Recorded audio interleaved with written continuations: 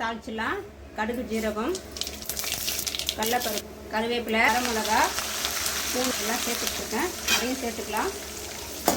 சேர்த்து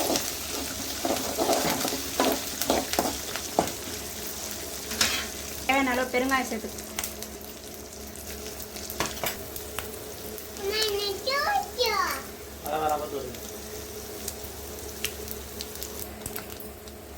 நல்லா கலரிக்கோங்க. நல்லா பொரிஞ்சிச்சு. இது பாருங்கள், எல்லாமே நல்லா ப்ரௌன் ஆகிடுச்சு. இப்போ அடுப்பை சிம் பண்ணிட்டு நம்ம ஊற்றிக்கலாம். ரொம்ப நேரம் கொதிக்க விடாதீங்க. கொஞ்சம் சுண்டல் தான் ஆஃப் பண்ணிடலாம்.